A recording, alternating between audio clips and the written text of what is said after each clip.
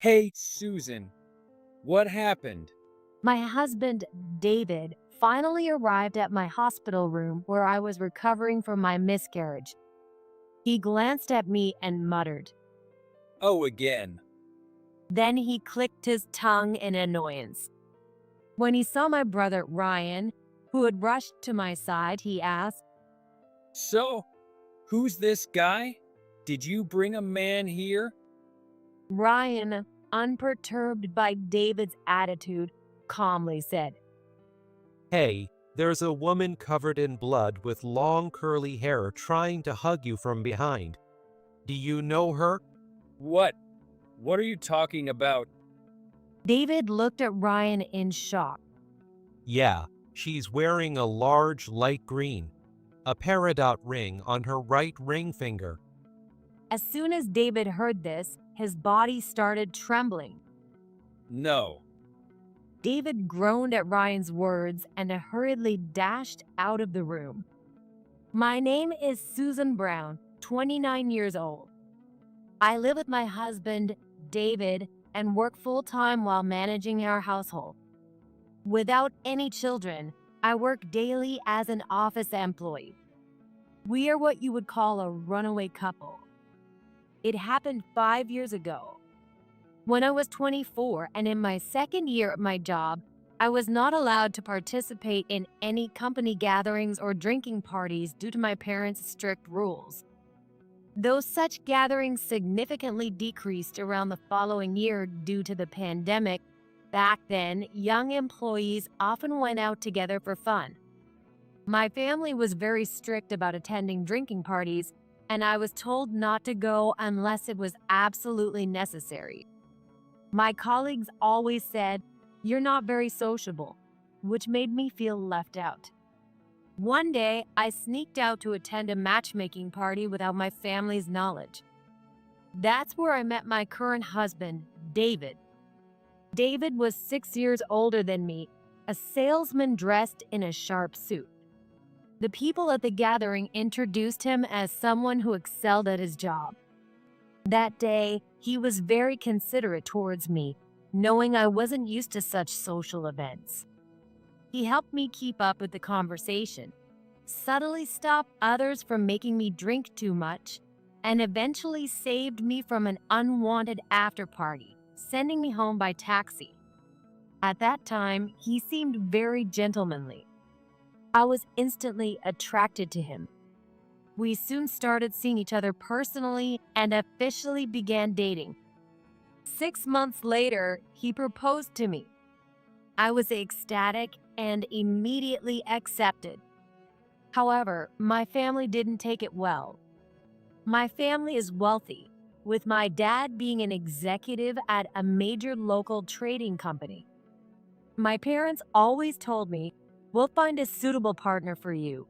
And they were very strict about dating throughout middle school, high school, and college. Looking back, my parents and Ryan must have known I was not good at judging people. Ryan always said, I'm not going to stop you from being with someone you like, unlike our parents. But at least let me meet him. my brother Ryan, who is 10 years older, has always been my most reliable confidant. Despite how reliable Ryan was, I hesitated to introduce David to him at that time. Ryan's piercing gaze seemed to see through everything, which scared me back then. Rebelling against my parents and avoiding Ryan's sad eyes, we decided to elope. I moved into David's apartment first, which caused him to be harassed by his boss at his then current job. My dad's company was a client of his company.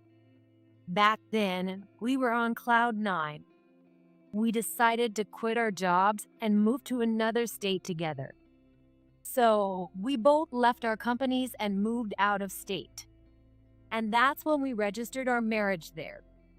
Looking back now, that might have been our happiest time. Because right after we moved, David's attitude towards me started to change. It was an older, cheaper, and smaller apartment than the one he had lived in before. We started living there together, but suddenly David told me, I have to work even harder from now on. So you'll have to handle all the housework. Okay, then I'll be a housewife. I started to say, but David interrupted me. Oh, of course, you'll still work full time like you did before. He said it like it was the most natural thing in the world. Your job is much easier than mine, isn't it? So it's only fair you handle the housework too. I couldn't argue with him. My earnings were nowhere near David's. David found another sales job at our new location, and I found a new job too. However, my new job didn't pay me well or treat me well. The only difference was that most of the women at my new workplace were a bit older and more caring towards me compared to my previous job. Every day, I had to do the shopping on my way home, manage the housework, and adjust to the new routine. Back when I moved into David's apartment, he didn't let me clean because of his obsession with his decor. He was also a good cook and often had meals prepared while I was asleep.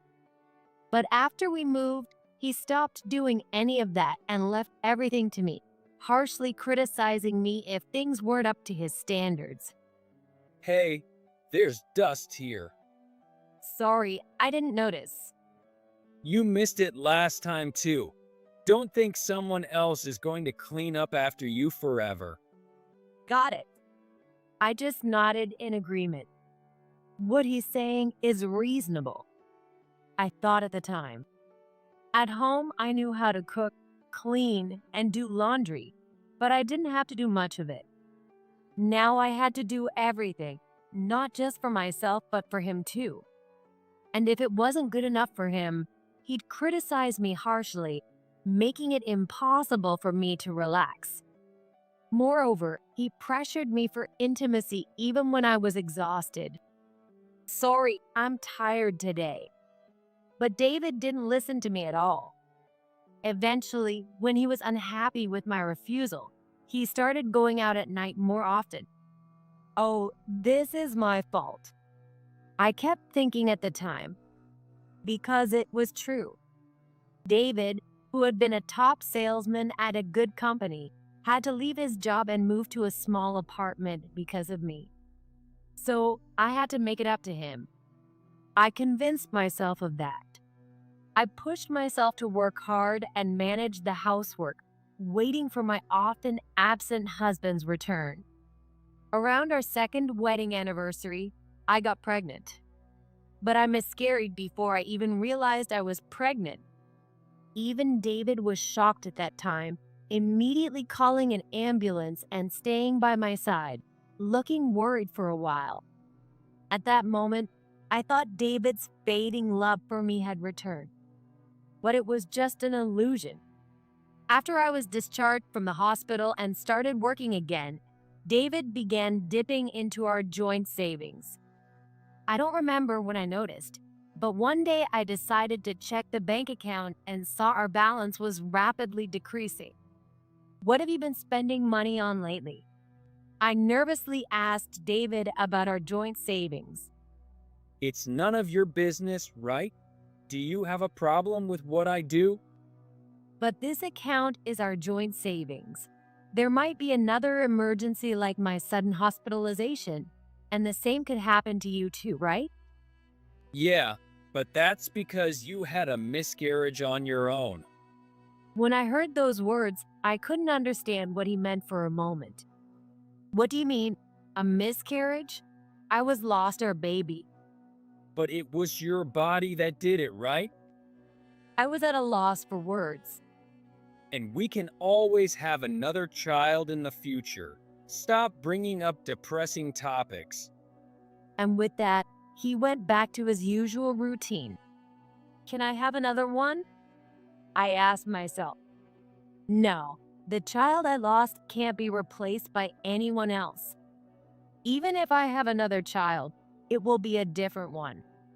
That's when I started to feel distrust towards David for the first time.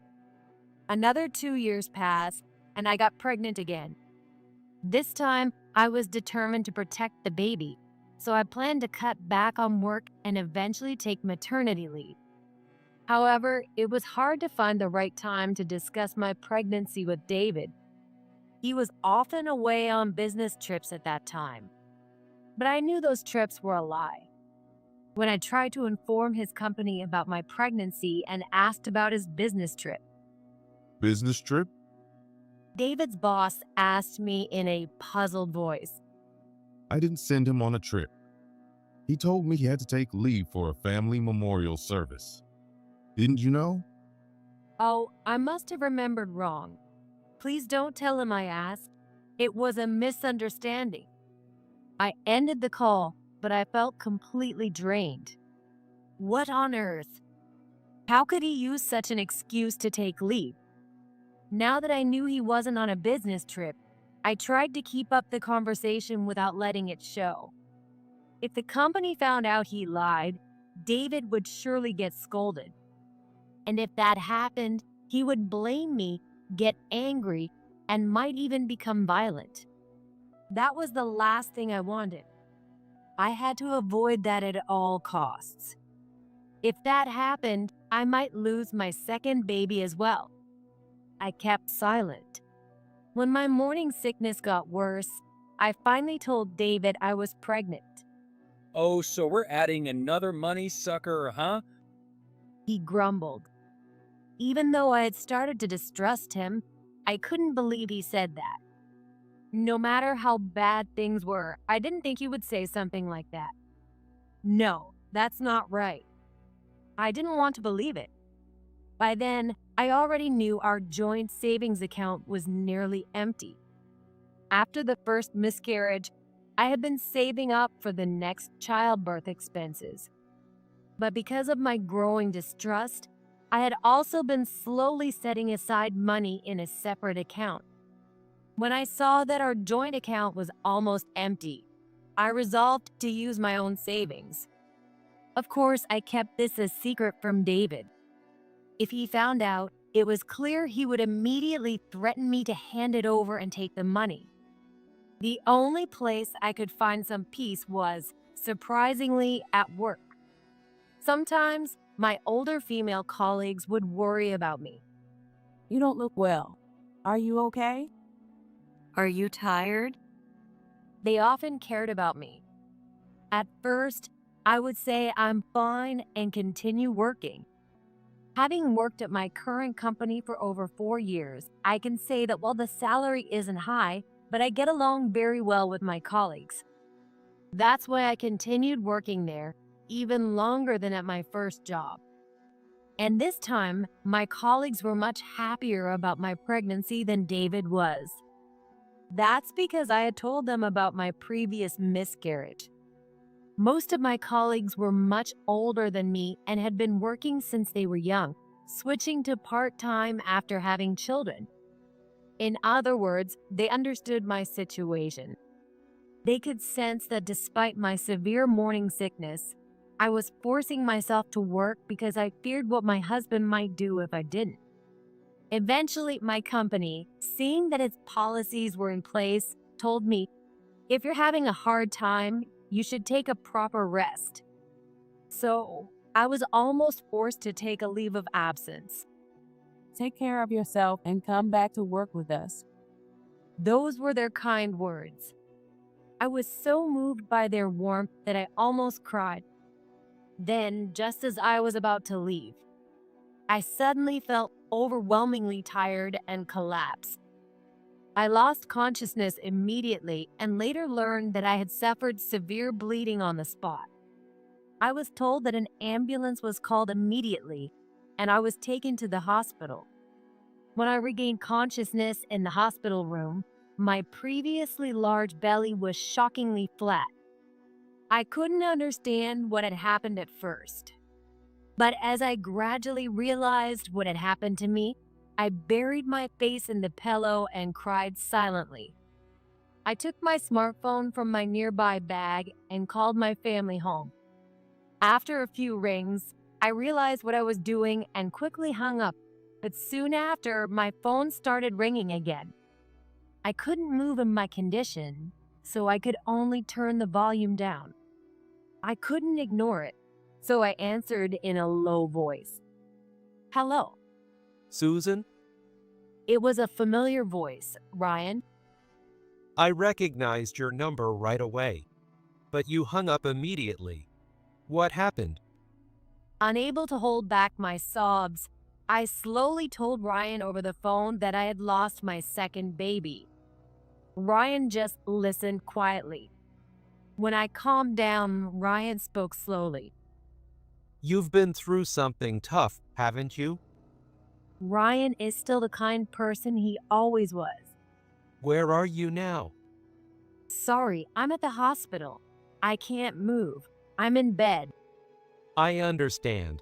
It's not good to talk on the phone, so I'll come to you right away. Where are you? I told him the name of the hospital. I had heard it from the nurse when I woke up. I also mentioned that it was relatively close by in the next state. Got it. Wait a little. I'll be there soon. Hearing Ryan's voice for the first time in 5 years still gave me a sense of relief. I wondered how he was doing now. Since we had lost contact, I worried if I might be intruding if he was married. These thoughts kept swirling in my mind. A few hours later, Ryan arrived at my hospital room. Apparently, it was a shared room, but there weren't many people around. So when Ryan entered the room, I managed to cry while still lying down. Ryan. What happened? Then I started sobbing as I recounted everything that had led up to this moment. This time, I tried to be careful with my pregnancy, especially after what happened last time. Maybe I felt relieved because I knew I could take a break, or maybe all the accumulated fatigue finally caught up with me. Whatever the reason, my body had reached its limit. The life that was supposed to be there was gone. You've been through a lot. Ryan said as he stroked my hair. By the way, where is he? Haven't you contacted him yet? I shook my head. I heard from the hospital staff that they contacted his company. So I've been waiting, but he hasn't come yet. But you know, I'm very angry. I'm sorry, I started to say. No, not about that. It's that you didn't introduce him to me first. That's because. Just as I was about to explain, the hospital room door opened again. Hey, Susan, what happened? It was David who arrived. He glanced at me and muttered. Oh, you did it again. Then he clicked his tongue in annoyance. So, who is this guy? Did you bring a man here? No, that's not it. This is my brother Ryan. Just as I was about to say that, Hey, you. Ryan stared at David, slightly furrowing his brows. What? Do you have a problem with me?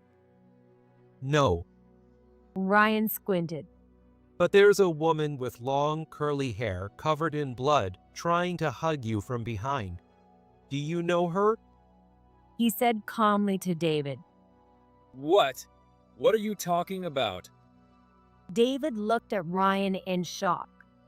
Ryan pointed at David. I mean her. She's wearing a large, light green, a peridot ring on her right ring finger. Ryan's words were casual, as if he were talking about the weather. But as soon as David heard that, his body started trembling. It seemed he finally understood what was being said. What are you talking about? David asked loudly, disregarding the situation. Please keep your voice down. This is a hospital, and I'm just telling you what I see. Oh, right. Her curly hair is quite tight, and it looks even tighter because it's wet. She seems a bit younger than Susan, maybe a college student.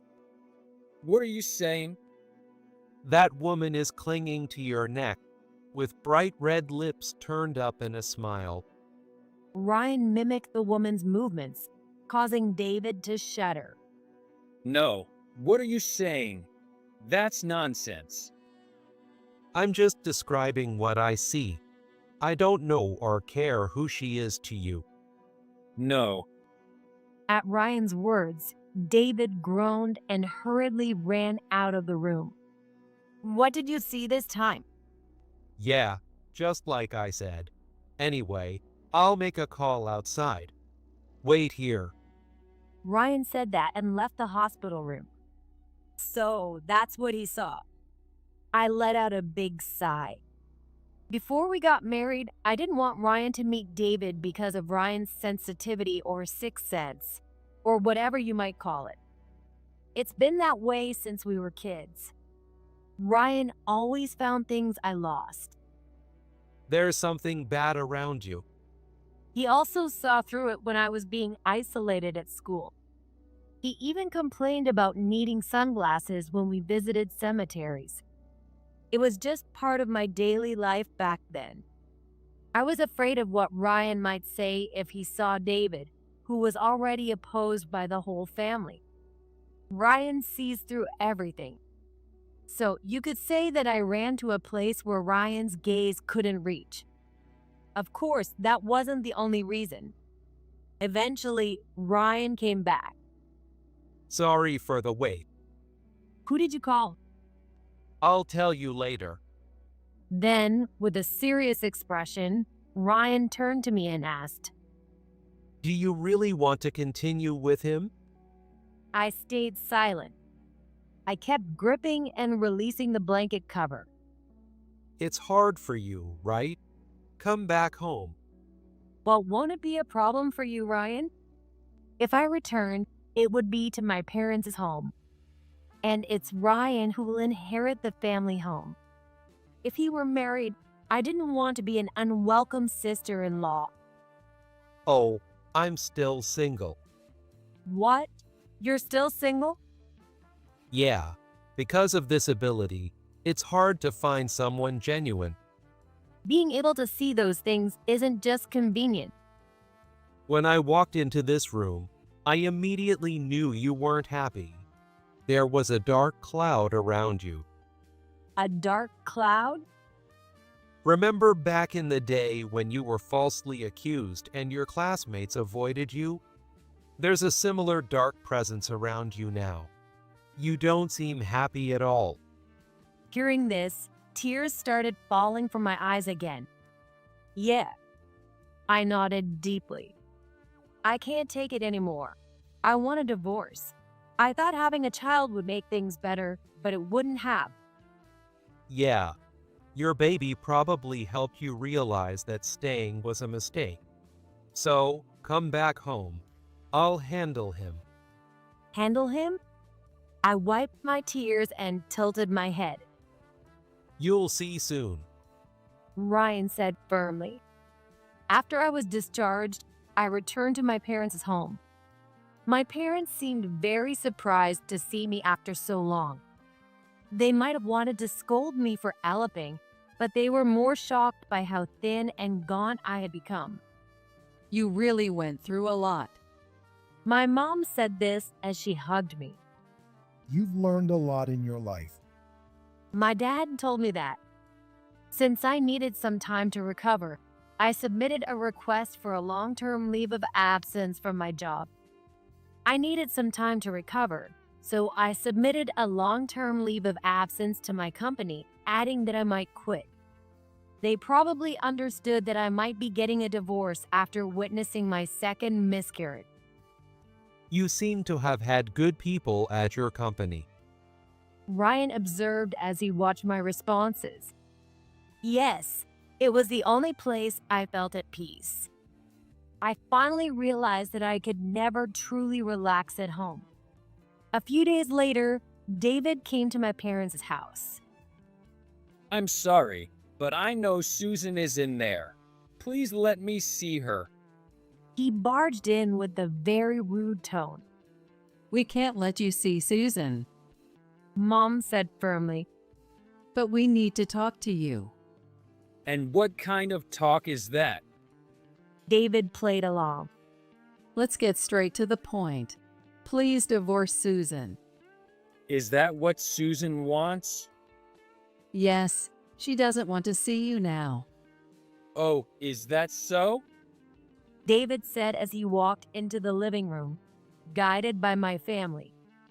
I was in the next room, and I was secretly watching. David plopped down on the sofa and looked around. I guess a girl from a good family couldn't handle that kind of life. He started bad-mouthing me in front of my mom. It's unacceptable for a wife to run back to her parents' home over something like this. What kind of upbringing did she have? My mom listened quietly, but soon there was a knock from behind the door.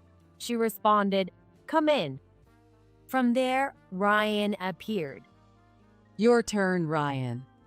Thanks, I'll take it from here. David let out a small gasp. You. Nice to see you again since the hospital.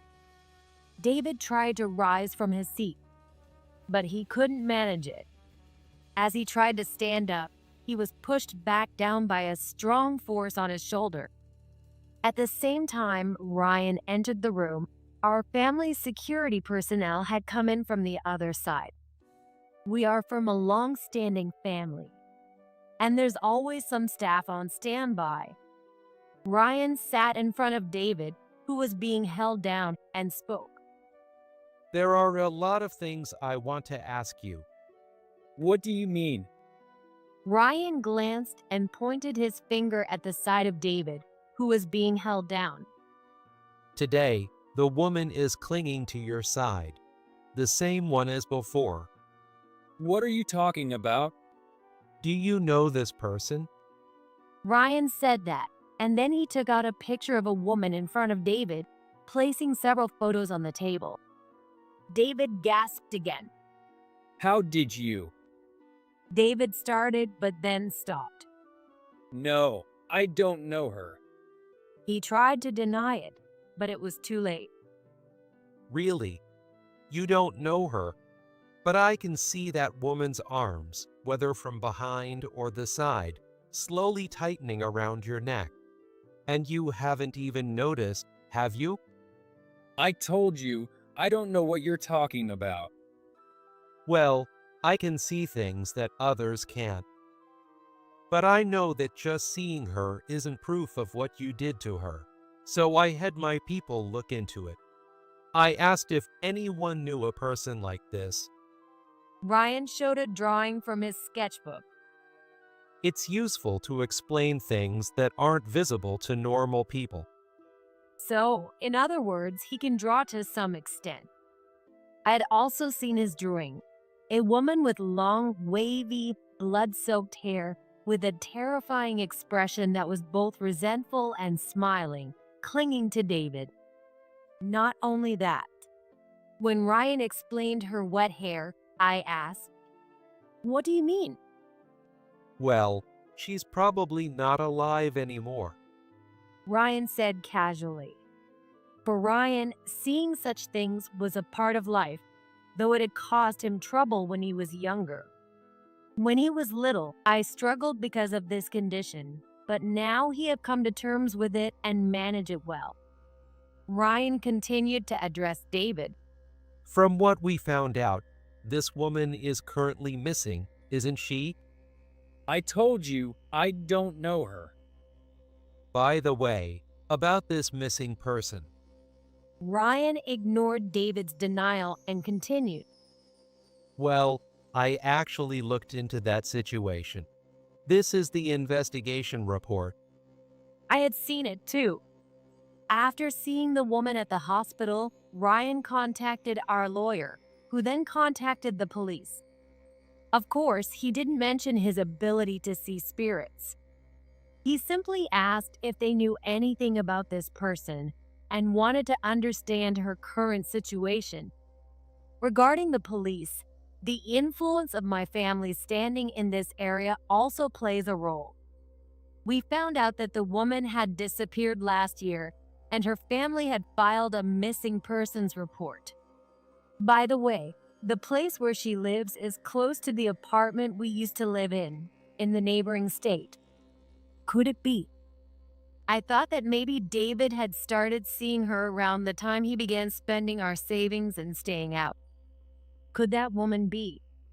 I asked Ryan after hearing about the investigation. Probably. Ryan answered vaguely. And probably Ryan is now planning to question David about that. Since last year, you've been spending more money and taking more trips, right? That's our business. It has nothing to do with you. It does. You spent the money Susan saved for that woman, didn't you? Ryan continued calmly, which seemed to gradually irritate David. That's between us as a couple. Yes, and because of that, we think you should divorce Susan. No, that's not happening. David refused bluntly. Why? Well, I get it. Because it means less income for your family, right? David clicked his tongue again. After thinking for a moment, he said, I'll agree to our divorce, but you'll have to give me something in return. What? Are you saying you want money in exchange for a divorce? Of course. You all opposed our marriage, so she couldn't come home. I was willing to divorce her, but I stayed married out of pity for her, thinking she had nowhere else to go. Hearing David's words, I felt like I was going to be sick. All the time I had been waiting for him, staying silent, he had been thinking like this. You guys barged into my life, and because of that, I had to change jobs. Everything kept going downhill from there. Isn't it fair to get some compensation for that? Maybe if you were a decent person. What did you say? David started to rise, but he was pushed back down. I told you we investigated, right? Ryan looked towards the door. There stood police officers who had been waiting. Why are the police here? I told you, we looked into it. You aren't very thorough. But maybe it's better for you to get caught here. If not, that woman's arms will keep wrapping around your neck, tightening along with her hair. She's got quite a terrifying look on her face. What do you mean? Ryan glanced to the side and nodded a few times before speaking. Oh, this peridot is fake. She realized it during a trip and confronted you, didn't she? And you lost your temper. Shut up. Whether it was real or fake, she was happy when I gave it to her. Ryan's probing had hit the mark. The waiting police officer smoothly raised his badge and said, seizing the opportunity, Excuse me, we have some questions regarding the disappearance and possible murder of Mary Taylor. Please come with us. Our security personnel released David and handed him over to the police. I finally felt like I could breathe. And then I slowly entered the room. Susan, you heard everything? I won't agree to a divorce. Even if you say that, I've already made up my mind. You never took the miscarriages seriously. Both times, David barely glanced at my deflated belly. I regret choosing you with all my heart. David was at a loss for words. What have I been doing all this time? I wasted my time, energy, and money on someone like you. Ridiculous. He didn't think I would say such a thing, and he stared wide-eyed and open-mouthed. Goodbye. We'll handle everything through my lawyer now. Wait, Susan, hold on. Let's go. David was still trying to say something, but the police officers escorted him out. Later, during police questioning, David confessed. Mary Taylor was a student living in my neighborhood. She wanted to marry David, who she met through a sugar daddy arrangement. That's why she was pressing him to divorce me. However, David still seemed to think of me as some sort of cash cow. His ultimate goal might have been to use the divorce as leverage to extort money from my family. But to David, Mary was likely nothing more than a fling. During a trip to the mountains, they argued about the imitation ring, and in a fit of rage, he pushed her hard, causing her to fall and hit her head. If it had ended there, it might have been considered an accident. But what David did next was drag Mary to the edge of a cliff and push her off. Because the area was outside the police's initial search scope, Mary's disappearance remained unsolved. Thanks to David's confession, her body was found in a mountain stream, covered in grass. David was arrested again, and it was certain he would serve time in prison. Through my lawyer, I got him to sign the divorce papers, and I was finally free. I'm off now. Take care. Do your best. With my mom's encouraging words behind me, I took my first step toward my new workplace. For a while, I took a complete break from my previous job to rest my mind and body and return to my parents' home. After my health and emotions stabilized, I began job hunting. The 5 years of living on my own might have toughened me up a bit. I like to think I'm more resilient now than I was during my first office job. However, I'm not eager to get married again anytime soon. And considering I lost 2 children, I want to stay away from marriage and pregnancy for a while. Ryan is also waiting for the dark cloud around me to clear and for a more peaceful atmosphere to settle in. I don't know what the future holds, but from now on, I want to take care of myself and those around me.